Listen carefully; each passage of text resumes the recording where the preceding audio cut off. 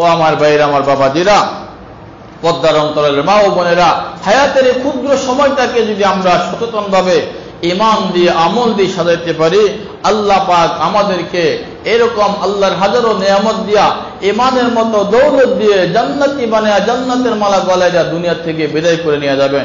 আসুন রমজানুল মুবারকের শেষ জুমায় আখিরি দিনে আল্লাহ তাআলার কাছে ফরিয়াদ করি, দোয়া করি, রোজাদারি করি, আল্লাহ পাক যেন রমজানের রহমত, বরকত, মাগফিরাত, নাজাত, ফয়েজ আমাদের সকলকে নসিব করেন। সকলে বলে আমিন। রমজান থেকেও যদি ফজিলত লাভ না করতে পারি, রমজান থেকেও যদি কিছু ফায়দা হাসিল না করতে পারি, আমাদের চাইতে হতভাগার কেউ হবে না।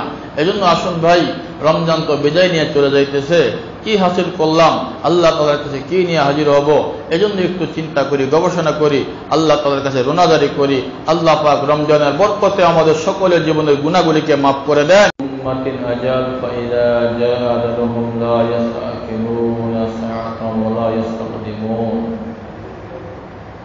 আল্লাহ বলেন, আমি প্রত্যেকটা জাতির জন্য একটা সময় নির্ধারণ করে দিয়েছি। যখন তার সময় শেষ হয়ে যাবে, তাকে আর 1 সেকেন্ড সময় দেওয়া হবে না। 1 সেকেন্ড আগেও তাকে দুনিয়ার থেকে আনা হবে না। সময় তো সবার কাছ থেকে চলে যায়, কারণ সময়টা বড় দামি হয়ে যায়, মূল্যবান হয়ে যায়। এই সময়টা ইবাদত বন্দেগীতে ভরপুর, নামাজে, রোজায়, জিকিরে, আজকারে, রোনাজারিতে ভরপুর। এই সময়টা বড় দামি সময়। তারও সময় চলে গেল, যে বৈশা বৈশা গুনাহের ভিতরে লিপ্ত, যে নাফরমানের ভিতরে লিপ্ত, তারও সময় চলে যায়। দুইটা সময়ের ভিতরে আকাশ জমিনের চেয়ে বড় ব্যবধান।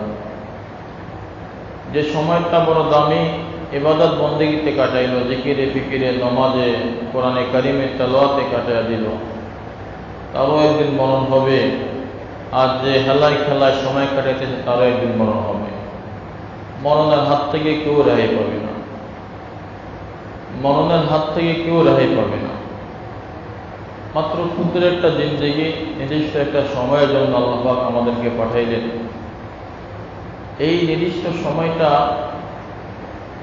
একেবারে ক্ষুদ্র। রাসূল করিম সাল্লাল্লাহু আলাইহি ওয়াসাল্লাম বলেন, আখিরাতের হায়াতের তুলনায় দুনিয়ার হায়াত হলে এই বলে বিশাল সমুদ্র, সমুদ্রের ভিতরে আঙ্গুলের পানি, আঙ্গুল পানির ভিতরে দেওয়া উঠাইলে যেরকম আঙ্গুলের মাথায় একটু পানি থাকে, বলে আখিরাতের জীবনের তুলনায় দুনিয়ার জীবনটা এতটুকু না, এতটুকু নগণ্য। বিশাল সমুদ্র, পানি আর পানি, অসংখ্য অজস্র পানি, মাইলকে মাইল পানি থাকে। সমুদ্রের কোনো কুল কিনার থাকে না।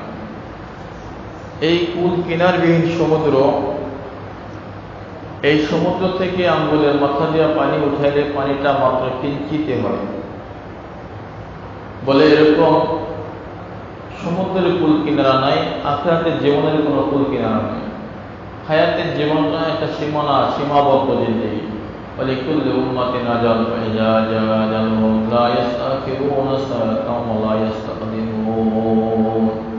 নির্দিষ্ট সময় পর্যন্ত দিয়া আল্লাহ পাক আমাকে আপনাকে ডাক দিয়ে নিয়ে যাবে আসল বাড়ি কবরের উদ্দেশ্যে, আসল বাড়ি জান্নাত বা জাহান্নামের উদ্দেশ্যে। এখন যে সময় কাজে লাগাইল, তার সময়টা বড় দাম।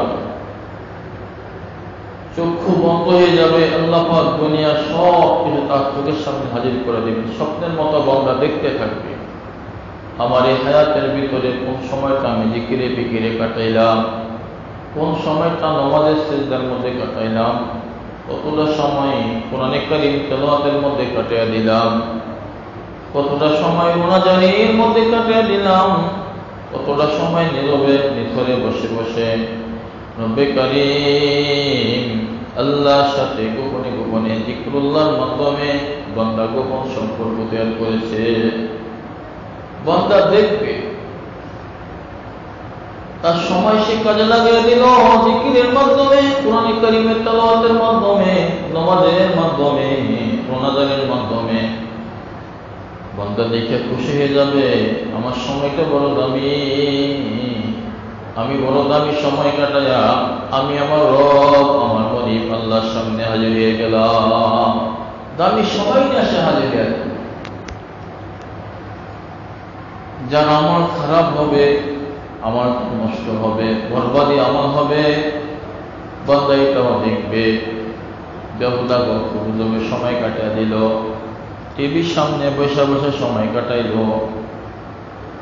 চায়ের দোকানে বসিয়া বসিয়া গল্পগুজব করল, না জিকিরের সময় নাই, তার নামাজের সময় নাই, কোরআনে কারীম তেলাওয়াতের মজমার ভিতরে তার কোনো সময় নাই। যত রকমের নাফরমানি আছে, নাফরমানির ভিতরে বান্দার সময় কাটিয়ে দিল, নাফরমানি করে করে সময় পার করছে। মরার সঙ্গে সঙ্গে এটাও সে স্বপ্নের মধ্যে দেখতে থাকবে, আমি কি করলাম, আমি কি করলাম, আফসোস করবে, গুনাহগারি করবে, কান্নাকাটি করবে, ফরিয়াদ করবে, রব্বে কারীম আমার আরেকবার দুনিয়াতে পাঠিয়ে দাও, আমি আমার ভুল সংশোধন করে আমি আবার কবরে জিন্দেগিতে আবার ফিরে আসবো, আমার আরেকবার পাঠাও। يقول ربي لولا أخرتني إلى أجل قريب فأصدق وأكن من الصالحين। রবের বলবে, আল্লাহ আমার আরেকবার পাঠাও দুনিয়াতে। আশা কি সম্ভব হবে? কি বলেন, সম্ভব হবে নাকি? সম্ভব হবে না। আল্লাহ বললেন, পরীক্ষা একবারে নিয়ে নিছি, আল্লাহ সময় নেই, তোমার পরীক্ষা শেষ, তুমি কি করবা, কি করছো আমার বোঝাই গেছে। দুনিয়ার নাদানেরা বর্তমান বিশ্ব মোড়ল আমেরিকা একটা ফান্ড গ্রহণ করতেছে, ফান্ড করতেছে। তারা ফান্ড করে কি জন্য? ফান্ড করে মরা মানুষগুলির দীর্ঘদিন রাখার জন্য। তারা একটা সংগঠন করছে, সংগঠনটার নাম আমার পুরোপুরি মনে নাই। এই সংগঠনের উদ্দেশ্য হইল এই যে মানুষগুলি মারা যায় এদেরকে দীর্ঘ 30-40-50 বছর তারা রেখে দিবে, লাশ যেন নষ্ট না হয়। তারা চিন্তা করছে, গবেষণা করে বৈজ্ঞানিক তথ্য প্রযুক্তি দিয়ে এই মানুষটার আবার জীবিত করবে, জীবিত কইরা এটার আগের মতো হাঁটাচলা করাইব, খাইব, দাইব, এই চিন্তাগুলো ফান্ড গ্রহণ করতেছে। আবার এই ফান্ডে কিছু লোক তহবিল জমাও দিতেছে আশায় আশায়, মরে গেলে আবার 50 বছর পুরো পয়সা উঠবো। বোঝেন না এই কথা? পাগলের মাথা খারাপ হয়ে গেছে, পাগলের মাথা খারাপ হয়েছে, যা করা তাই করতেছে। এরা 50 বছর পর আবার ভাঙবে, আবার ওইটা হাঁটাচলা করবে, খাইবে দাইবে চিন্তা করে ফান্ড করতেছে, এবং সেখানে তারা মারার পরে 50 বছর রাখবে এই চিন্তা ফিকির তাদের আছে। আল্লাহ, মানুষ যদিও মরে যায় তাদের কথা মতো তারা যদি মনে করে তারা বাঁচাইতে পারবে বা হায়াত দিবে, আল্লাহ না করে, কোনোদিনও সম্ভব না। এটা তো অবশ্যই সম্ভব না, কোনোদিনও সম্ভব না। কিন্তু তাদের গবেষণা মতেই মানুষ মরে গেলে আস্তে আস্তে স্নায়ু ক্ষমতা করে এমনি হারায়া যায়, মস্তিষ্কের ভিতরে বিকৃত ঘটে যায়, এটা আর থাকে না। এখন মনে করুন 50 বছর পরে তাদের কথা মতো লোকটা আবার বাইসা উঠল, এটা তো পাগল হয়ে যাবে, মস্তিষ্ক বিকৃত হয়ে যাবে, তার স্নায়ু ক্ষমতা হারিয়ে ফেলবে। এই লোকটা বাইসা করবো কি? তাদের কথা মতো এই লোকটা বেশিই বা করবে কি? এটা পাগল হয়ে বাঁচার চাইতে না বাঁচাই ভালো। একটা সময় আসে মানুষ নিজেই মৃত্যুর দিকে ধাবিত হয়, হায়াতের জিন্দেগি একটা পর্যায়ে পৌঁছে গিয়ে যখন ক্লান্ত শ্রান্ত হয়ে যায়, তখন সে মৌতের জন্য গণনা শুরু করে, আমার কখন মরণ আসবে, আমার কখন মরণ আসবে। এটা তার ভাবনা থাকে, চিন্তা থাকে, সে আর বাঁচতে চায় না, তার বাঁচার আর প্রয়োজন মনে করে না। এটা আমাদের দুনিয়াদার যারা আছে তাদের ভিতরে হয়। আর আহলুল্লাহরা তো মরার জন্য প্রস্তুতি নিয়েই থাকে, যারা আমলের উপরে ভরপুর থাকে, আমল করে করে জীবন গঠন করে, এরা মরাটাকেই বড় কামিয়াবি মনে করে। আল্লাহ মনে করে মরতে পারা মানে আল্লাহর সাথে সাক্ষাতের মাধ্যম হয়ে যাওয়া, মরতে পারলাম মানে আমার রবের সাথে আমার সম্পর্ক হয়ে যাবে, মরতে পারা মানে আল্লাহর বন্ধু হইয়া আল্লাহর সামনে আমার সরাসরি সাক্ষাৎ হয়ে যাবে। নবীজি বলেন, মৌত হইল ইমানদারের জন্য সাতর মতো। মৌত, এটা সে মরবে তো সে জান্নাতে চলে যাবে।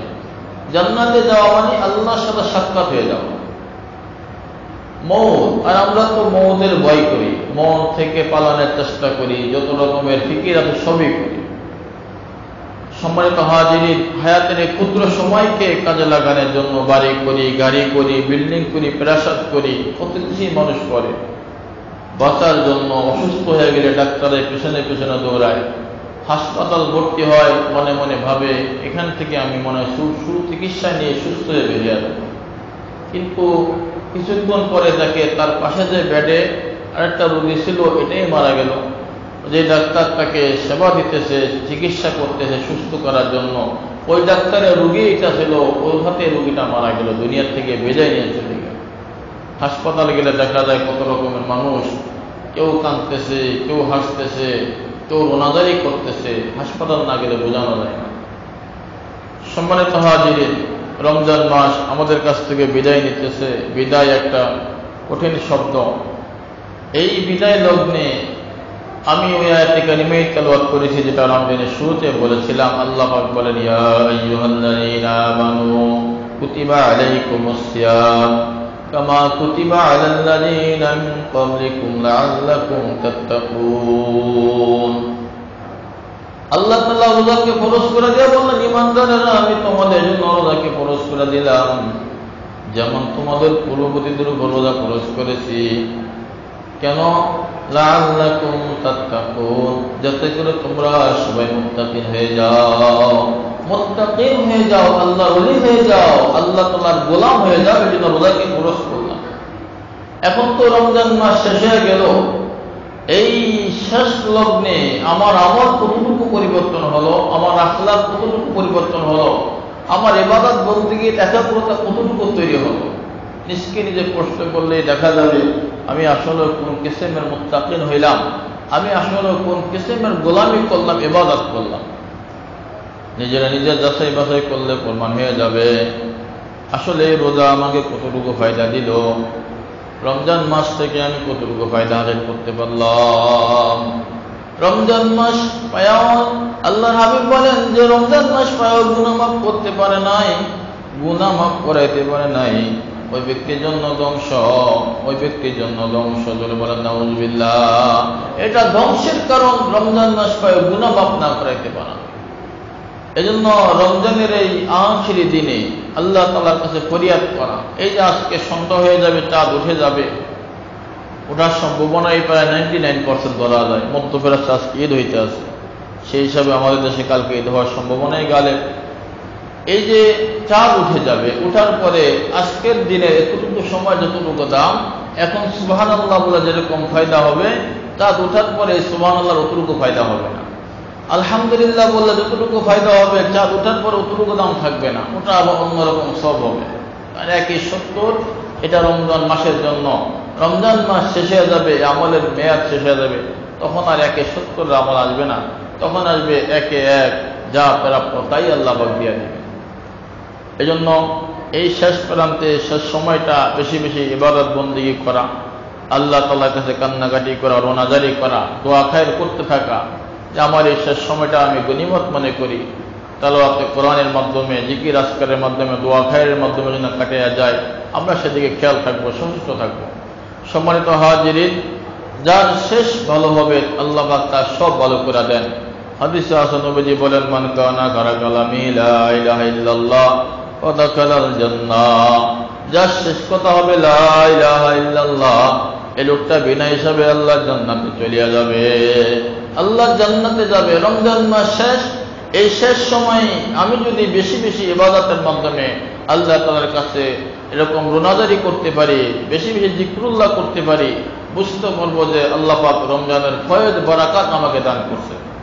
আর রমজান মাস শেষ হয়ে যায়, আমার ইবাদতও শেষ, আমার গোলামিও শেষ, আমার ইবাদত আগের সাথে বিলকুলও বাড়ে নাই, তাহলে বুঝতে হবে আমার কোন জায়গায় গ্যাপ রয়ে গেছে। রোজা রাখছি বটে, আমি রমজান মাস পেয়েছি বটে, কোনো এক জায়গায় গ্যাপ হয়ে গেছে। এই গ্যাপ সারার জন্য আল্লাহ তাআলার কাছে তওবা করা, আর গ্যাপ সারার জন্য আল্লাহ তাআলার কাছে কান্নাকাটি করা। হায়াত একদিন প্রত্যেকেরই শেষ হয়ে যাবে, দুনিয়ার বাড়ি, দুনিয়ার ঘর, দুনিয়ার সংসার সবই পড়ে থাকবে। নির্দিষ্ট একটা সময় পরে আমাকে আপনাকে চলে যাওয়া লাগবে।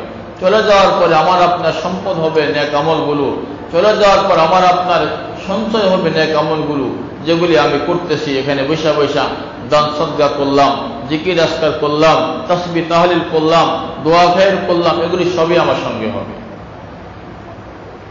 যখন আমি ভালো আমল করব, ভালো কাজের ভিতরে জড়িয়ে থাকব, একদিন না একদিন মালাকুল মউত প্রত্যেকের কাছে হাজির হয়ে যাবে। নির্দিষ্ট সময়ে মালাকুল মউত এসে হাজির হয়ে যাবে। মা বসা থাকবে, আব্বাজান বসা থাকবে, ছেলে মেয়ে বসা থাকবে, আত্মীয় স্বজন বসা থাকবে। আমি আপনি দুনিয়া থেকে চিরদিনের জন্য বিদায় নিয়ে চলে যাব। সবাই তো তামাশা দেখবে, আমাকে আর রাখতে পারবে না। এই যে রমজান মাস, আমাদের গ্রামের বাড়িতে এক লোক আরো প্রায় 10-15 দিন আগে রমজান মাস রোজা রাখছে, তারাবির নামাজ পড়ছে, বাজারে আসছে, বৈশা বৈশা গল্প করতেছে। গল্প করার ভিতরে লোকটা এরকম আস্তে ডুলে পড়লো। ডুলে পড়লে একজনের গায়ে রেখে তারপরে 3 বার জাকি দিয়া লোকটা দুনিয়া থেকে বিদায় নিয়ে গেল। বলেন তো মরণ কত কাছে এটা আমরা কেউ জানি না। মরণ কতটা কাছে আমরা কেউ জানি না, কিন্তু এরপরও আমাদের এগুলি নিয়ে কোনো খবর নেই। অথচ দুনিয়ার এই হায়াত ক্ষুদ্র সময় নিয়ে কত পেরেশান।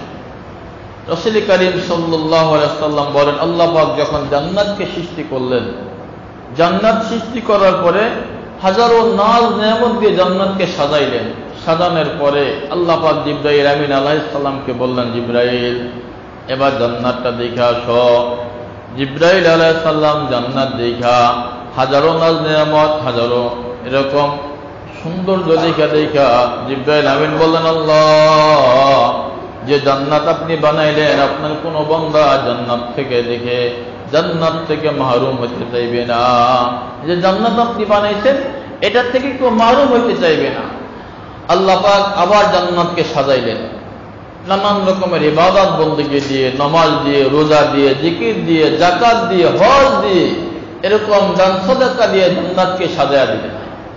এখন এটা তো কষ্টকর, এটা তো কষ্টকর। নামাজ পড়া, 5 ওয়াক্ত নামাজ অনেকের লেগে কষ্টকর। কি বলেন কথা ঠিক না? অনেক মানুষ দেখবেন সারাদিন বৈশা বৈশা গল্প করতেছে, আড্ডা মারতেছে, কিন্তু নামাজের কথা বলেন এমন এর মাথাবে আকাশ ভেঙ্গিয়া পড়ছে। কি বলেন কথা ঠিক কিনা? আকাশ ভেঙ্গিয়া পড়ছে, নামাজ পড়তে রাজি না। আবার তো উল্টা পাল্টা কথাও বলে, আপনি যান, আপনার কাজ নাই, আপনি যান, আমি আসমনি পরে। আর সাথে কথাও বলে, নামাজ পড়তে রাজি না। আল্লাহ পাক বলেন, ওয়াস্তাঈনু বিস-সাবরি ওয়াস-সালাহ ওয়া ইন্নাহা লাকাবীরাতুন ইল্লা আলাল খাশিঈন। আল্লাহ বলেন নামাজ এবং ধৈর্যের মাধ্যমে আমার কাছে সাহায্য চাও। ওয়া ইন্নাহা লাকাবীরাতুন, কিন্তু এটা বড় কঠিন কাজ। নামাজ ধৈর্য এটা আমাদের অনেকেরই কাজ করে না। নামাজ আর ধৈর্য আমাদের অনেকেরই কাজ করে না। বিপদে হোক, আপদে হোক, মুসিবতে হোক, এগুলি আমরা করতে পারি না। আল্লাহ বলেন ওয়া ইন্নাহা লাকাবীরাতুন, তবে এটা বড় কঠিন জিনিস। ইল্লা আলাল খাশিঈন, কিন্তু যারা আল্লাহকে ভয় করে, আল্লাহকে মহব্বত করে, তাদের জন্য এই কাজটা একেবারে সহজ কাজ, একেবারে সহজ কাজ। বিপদ দেখে, মুসিবত দেখে, রোগ শোক দেখে এটা নামাজে দাঁড়ায় যায়, সবার এখতিয়ার করে দোয়া করতে থাকে।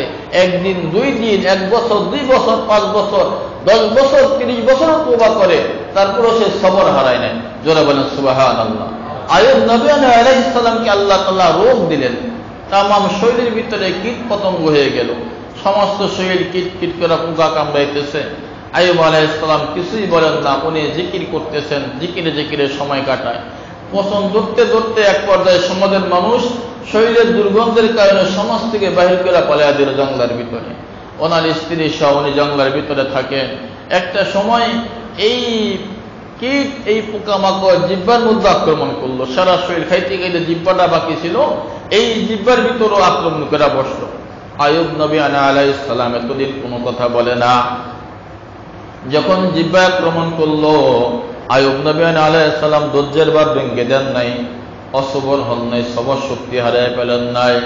আইয়ুব নবী আলাইহিস সালাম বলতেন, আল্লাহ সমস্ত শরীর কীট পোকামাকড় খেয়ে ফেলছে মাওলা, সারাদিন কীটগুলি আমাকে কামড়ায়। আমি আপনার কাছে কোনোদিন অভিযোগ করি নাই, অনুযোগ করি নাই, মনে মনে কোনোদিন চিন্তাও করি নাই, পেরেশানও করি নাই। আপনি অন্তর্যামী আল্লাহ রব্বে কারীম। শুধুমাত্র জিহ্বাটা আমার বাকি ছিল, এই জিহ্বা দিয়ে আমি আপনার গোলামি করেছি, আপনার নামে জিকির করেছি মাওলা, আপনার নামে তাসবিহ তাহলিল জপেছিলাম গো আল্লাহ। কিন্তু আমার জিহ্বাটা যদি পোকে খেয়ে ফেলায়, আমি কি দিয়ে আপনি আমার রব, আপনার মতো মালিকের আমি কি দিয়ে স্মরণ করব? এই জিহ্বাটাও যদি খায়া ফেলে আমি কি দিয়ে আপনাকে ডাকবো? আল্লাহ রাব্বুল আলামিন আইয়ুব আলাইহিস সালামকে সুসংবাদ দিলেন, আইয়ুব আলাইহিস সালামকে আল্লাহ তাআলা যাজা দান করলেন, তার রোগগুলি ভালো করে একেবারে সুস্থ করে দিলেন। জোরে বলেন সুবহানাল্লাহ। মুহূর্তের মধ্যে সমস্ত রোগ ভালো করে আল্লাহ পাক সুস্থ করে দিলেন। সবর ইখতিয়ার করা। নামাজ পড়ে না মানুষ, এখন বসে থাকে গল্প গুজব করে, তাই আমার সময় নাই, তুমি যাও নামাজ পড়ে আসো। আল্লাহ বলেন ইন্নাহা লাকাবীরাতুন ইল্লা আলাল খাশিঈন। নামাজের মাধ্যমে সবাই চাইতে পারে না, ধৈর্যের মাধ্যমে সবাই চাইতে পারে না। ও আমার ভাইরা, আমার বাবাজিরা, সময়টা বেহুদা কাটায় দেয়, গল্প গুজবের মধ্যে কাটায় দেয়। এই লোকটারও একদিন মৌত সময় মতো গনে আসবে, তারও মৌত একদিন গনে আসবে। সে বসে থাকবে, গল্প গুজব করবে, আড্ডা পিড্ডার মধ্যে লিপ্ত থাকবে। আজরাইল আলাইহিস সালাম ধরিয়া তাকে দুনিয়া থেকে বিদায় করে দিবে। একজন মরে জান্নাতে সুসংবাদ নিয়া, ইমানদারের মৌত যখন আসে আল্লাহ পাকের পক্ষ থেকে ফেরেশতা হাজির হয়ে যায় ইমানদারের রূহ নেওয়ার জন্য। ইমানদারের রূহ ইল্লিনে চলে যায়, নাফরমান ইমানদারের রূহ সিজ্জিন নামক নাখান্দা জায়গার ভিতরে, জাহান্নামের একটা জায়গার নাম হলো সিজ্জিন। সিজ্জিনের ভিতরে নাফরমানের রূহটা চলে যায়। ইল্লিন নামক জায়গার ভিতরে ইমানদারের রূহ চলে যায়। এটা সপ্তবক আসমানের উপরে তাফসীরের ভিতরে আছে। এই জায়গার ভিতরে ইমানদারদের রূহ ওখানে হাজির হয়। যখন মওত আসে, জান্নাতি ফেরেশতারা ইমানদারদেরকে এরকম রূহ কবজ করার জন্য আসে।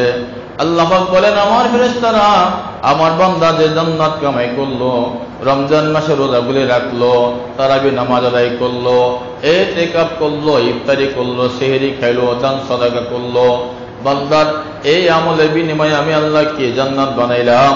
জান্নাত না দেখায়া বান্দা রূহটা কবজ করিও না, জান্নাতটা দেখাবের পরে বান্দা রূহ কবজ করো। বান্দার সামনে আল্লাহ পাক জান্নাত হাজির করিয়া দেন। অসংখ্য নাজ নিয়ামত, অসংখ্য আল্লাহ তাআলা নিয়ামতটা যখন চোখের সামনে বাইসা ওঠে, জান্নাতি ফল চোখের সামনে উঠে, জান্নাতি ফলের মধ্যে লেখা থাকে আল্লাহ।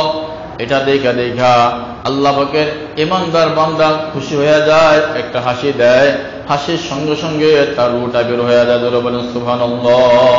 অনেক আল্লাহর বান্দাদেরকে দেখা যায় মনের সময় হাসতে হাসতে মারা যায়। কি বলেন কথা ঠিক না? মরে গেছে মনে হাইসা হাইসা লোকটা, এটা মারা গেল, সে খুশি মনে দুনিয়ার থেকে বিদায় নিয়ে চলে গেল। এমন জীবন তুমি করিও গঠন, মরণে হাসিবে তুমি, কাঁদিবে ভুবন। মরণে হাসিবে তুমি, কাঁদিবে ভুবন। জীবনটাকে সাজিয়ে নিল ঈমান দিয়া, আমল দিয়া, জিকরুল্লাহ দিয়া, তাসবিহ তাহলিল দিয়া, নামাজ দিয়া, রোজা দিয়া।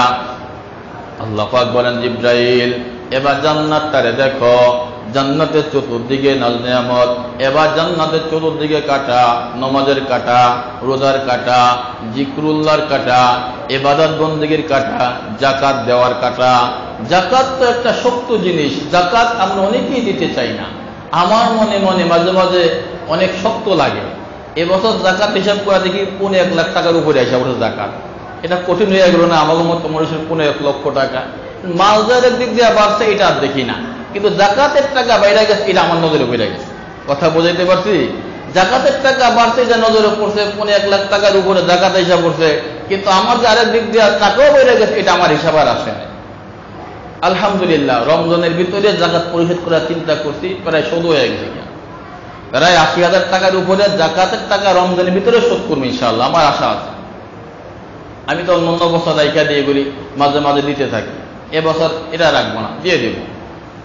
এই যে জাকাত দেওয়া, এটা একটা কঠিন জিনিস। এত টাকা একসাথে দেওয়া, এটা দিলে সয় না, দিলে মানতে রাজি না। সম্মানিত হাজিরিন, বাইতুল্লাহ শরীফ হজ করতে যায় 5-7 লাখ টাকা খরচ করা লাগে, এটা আমাদের দিলে মানে না। কিন্তু এই টাকার মালিক যে আমি ছিলাম না, শূন্য থেকে আল্লাহ আমাকে পূর্ণ করে দিল, এটা আমরা হিসাব করি না, এটা করি না।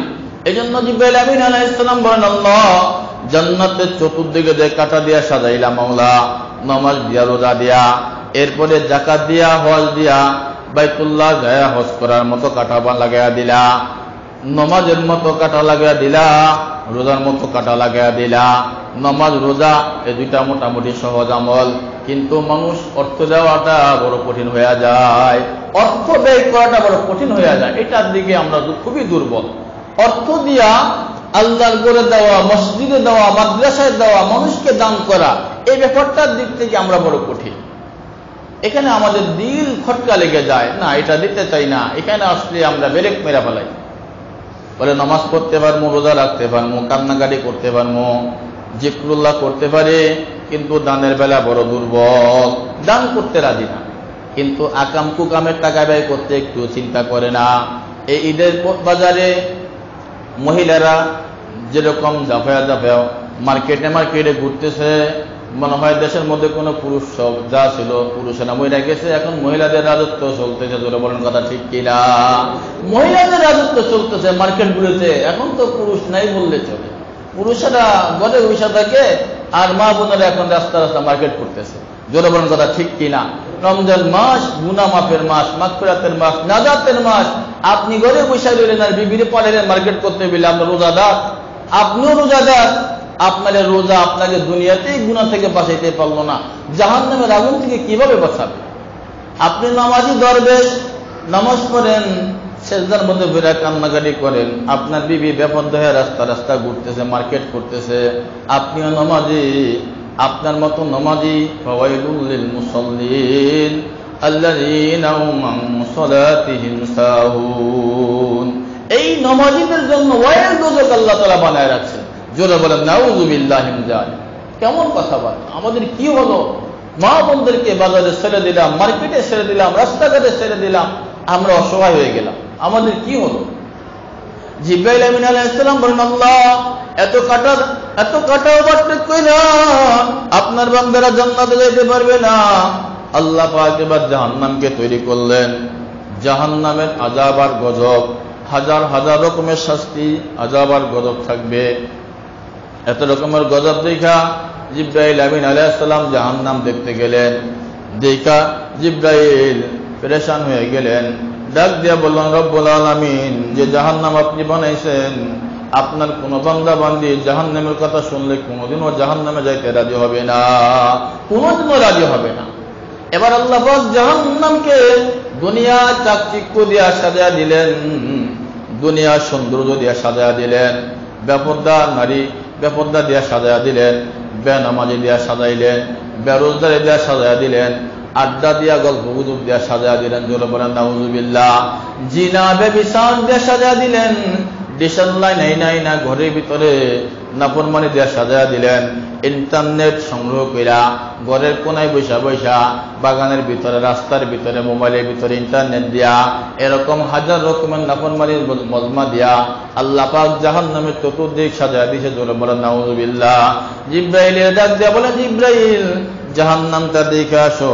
জিবরাইল জাহান্নাম দেখতে যায়, বলতেছে, মাওলা জাহান্নামের চতুর্দিকে দুনিয়ার চাকচিক্য যেভাবে সাজায় দিয়েছে, আল্লাহ তোমার নাফরমান বান্দাগুলো কোনোদিনও জাহান্নাম থেকে বাঁচতে পারবে না। জোরে বলেন নাউযুবিল্লাহ।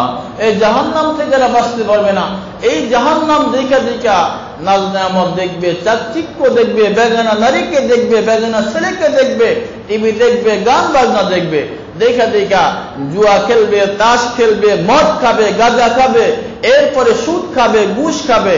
এগুলি তো দুনিয়ার স্বাদ। এই স্বাদ দেখে দেখে বান্দা ব্যাকুল হয়ে জাহান্নামের দিকে ধাবিত হবে। আল্লাহ পাক এই নাফরমানিগুলো থেকে আমাদের সকলকে হেফাজত করুন। সকলে বলে আমিন। সম্মানিত হাজিরিন, এভাবে জাহান্নামের দিকে মানুষ ধাবিত হবে নাফরমানির ভিতরে ডুব দিয়া।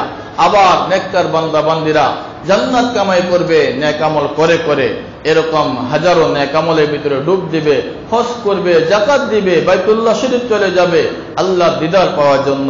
সম্পদকে তুচ্ছ মনে করে নিজের মূল্যবান জীবন, আখিরাতের জীবনকে সে সম্বল মনে করবে, এই জন্য ওখানে কোরবানি করতে ব্যয় করবে না। এরপরে আল্লাহ পাক কবরে জিন্দেগি দান করবেন। কবর নাফরমানের কবরও কবর হবে, ঈমানদারের কবরও কবর হবে। কবর এক ভয়ঙ্কর জায়গা, অসহায়ের জায়গা, যেখানে মা থাকবে না, বাবা থাকবে না, ভাই থাকবে না, বোন থাকবে না, বন্ধু বান্ধব থাকবে না, সাথী থাকবে না, বাকি থাকবে না। এক অসহায় জিন্দেগি কবরের জিন্দেগি। দুনিয়ার জিন্দেগিতে মানুষ যতই রোগে সুখে পড়ুক, মুসিবতে পড়ুক, বিপদে আপদে পড়ুক, কেউ না কেউ তার সাথে কথা বলে, সহযোগিতা না করুক, তার পাশে এসে বসে, কিছুটা ভালো কথা বলে সান্ত্বনা দেওয়ার সুযোগ থাকে। কিন্তু কবরের জিন্দেগি তেমন এক জিন্দেগি, এখানে ছেলেও কাজে আসবে না, মেয়েও কাজে আসবে না, মাও কাজে আসবে না, বাবাও কাজে আসবে না, ভাই বোনেরও কাজে আসবে না। কোনো বন্ধু বান্ধব কাজে আসবে না, সেখানে কাজে আসবেন একজন, তিনি হলেন আমার আপনার রব আল্লাহ। আল্লাহ পাক কাজে আসবেন, সেখানে কাজে আসবে আমার আপনার আমল। আমি যা করলাম, আমি যা রেখে গেলাম, এগুলি আমার কাজে আসবে। আলিমাত নাফসুম মা কদ্দামাত ওয়া আখারাত, আমি যা করলাম, নামাজ পড়লাম, রোজা রাখলাম, জিকির আজকার করলাম, দান সদকা করলাম, যাকাত দিলাম, বাইতুল্লাহ যায় হজ করে আসলাম, এরকম আমার আমলগুলো এগুলি আমার সাথে থেকে যাবে। আমি যা রেখে আসলাম, নেককার সন্তান রেখে গেলাম, নেককার দিনদার বিবিটারে রেখে গেলাম, এরপরে মসজিদে কোরবানি করে গেলাম, মাদ্রাসার পিছনে ব্যয় করে গেলাম, আলেম ওলামাদের সাথে বন্ধুত্ব রেখা চলে গেলাম, কোন নেককার মানুষের সাথে বন্ধুত্ব রেখা চলে গেলাম। আলিমাত নাফসুম মা কদ্দামাত ওয়া আখারাত, রাইখাও গেছে ভালো ভালো জিনিস, নিয়েও গেছে ভালো ভালো জিনিস। জোরে বলেন কথা ঠিক কিনা?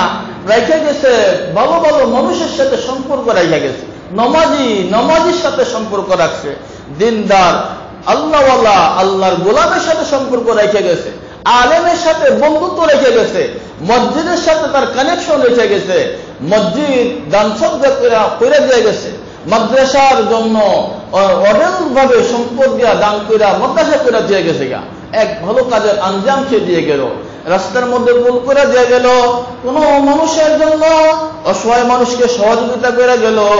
আলিমাত নাফসুম মা কদ্দামাত ওয়া আখারাত, ভালো জিনিস হয়ে গেছে, এরপরে নিয়েও গেছে ভালো জিনিস। আল্লাহ বলেন এই ভালো জিনিস নিয়ে আসা লোকটা এবং ভালো জিনিস রেখে আসা লোকটা, আলিমাত নাফসুম মা কদ্দামাত ওয়া আখারাত, এটা সবই ভালো। আল্লাহ পাক তাকে ভালোই ভালো হিসাবে কবুল করে নিয়া জান্নাতের মালা গলায় দিয়া কবরটাকে আল্লাহ পাক জান্নাতের বাগান বানিয়ে দিবে। ধরে বলেন সুবহানাল্লাহ।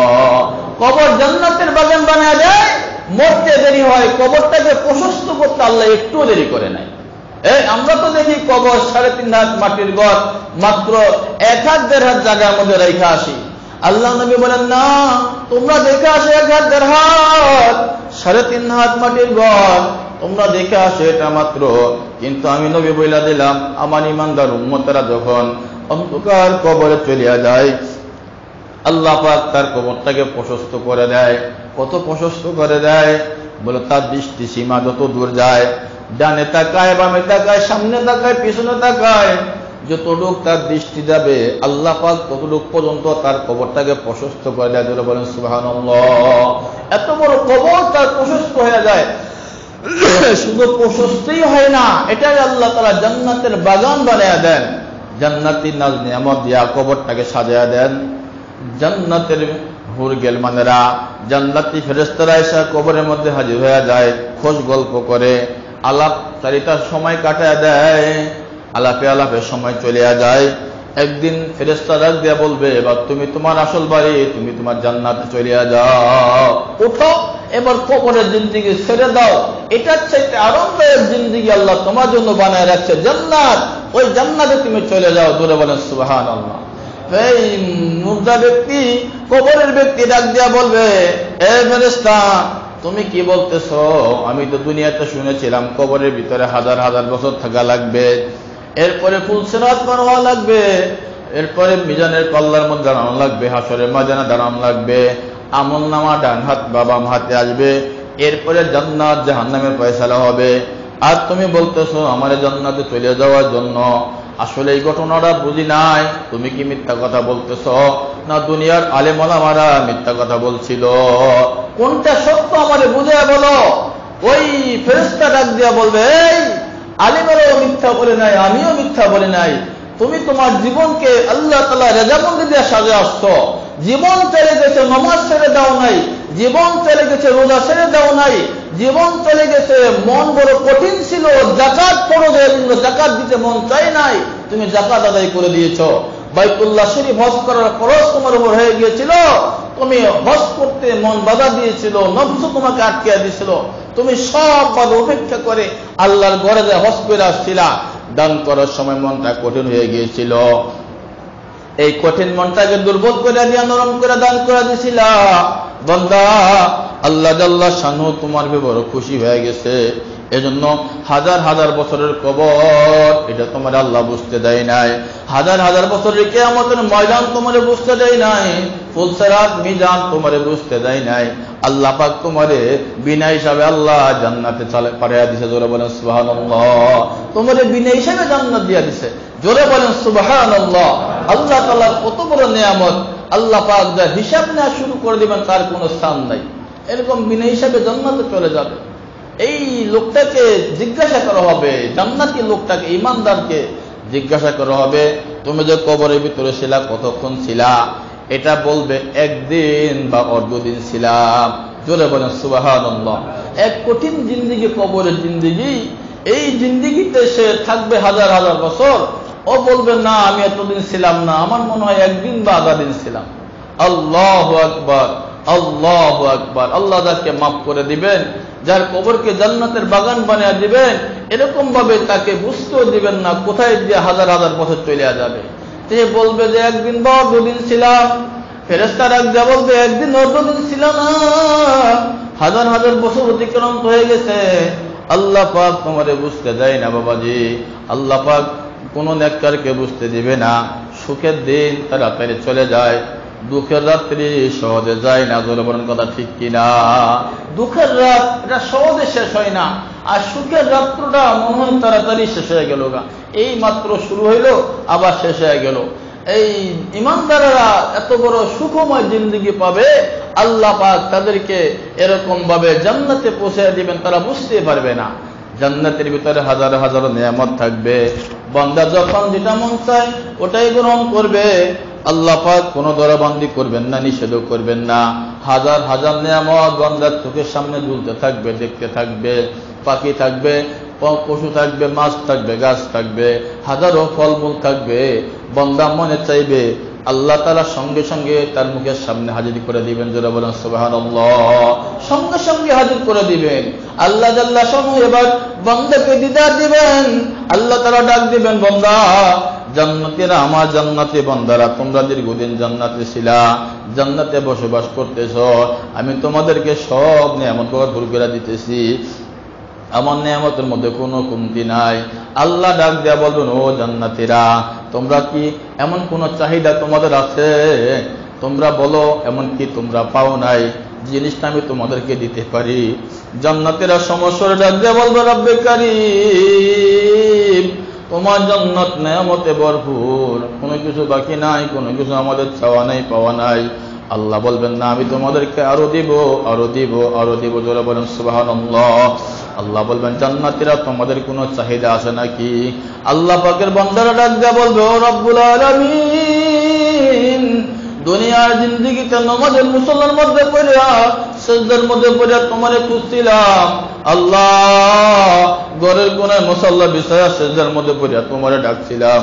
কত ওয়াজ মাহফিলে দৌড়াইলাম, কত আলেমদের পিছনে পিছনে দৌড়াইলাম গো মাওলা তোমারে পাওয়ার জন্য।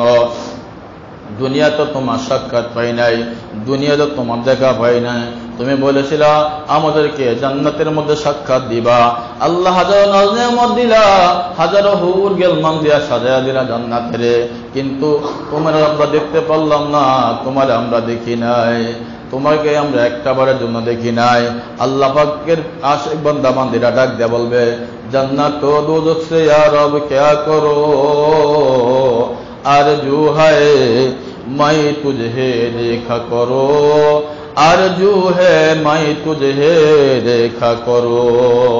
জান্নাতীরা বলবে যে আমাদের তো জান্নাত জাহান্নামের তো দরকার নাই, নাজ নিয়ামত হুর গেলমানের এত চাহিদা আমাদের নাই। এখন একটা চাহিদা আমাদের আছে, সেটা হলো আপনার সাক্ষাৎ। আপনি আমাদেরকে সাক্ষাৎ দিয়ে দেন, আমাদেরকে দেখা দিয়ে দেন। আল্লাহ বলেন, হ্যাঁ বান্দা, তোমাদেরকে সব নিয়ামত দিলাম, আমার দিদারটা দেই নাই। এবার তোমরা আমার দিদার দেখো। আল্লাহ পাক ৭০,০০০ দূরের পর্দা সরা দিয়া বান্দাকে সাক্ষাৎ দেওয়া শুরু করে দিব। যখন বান্দাকে আল্লাহ পাক নূরে তাজাল্লি নিয়ে হাজির হবেন, বান্দা দেখার সঙ্গে সঙ্গে সিজদার মধ্যে পড়ে যাবে, বেহুশ হয়ে যাবে। সিজদার মধ্যে পড়ে হাজার হাজার বছর কাটাইয়া দিবে।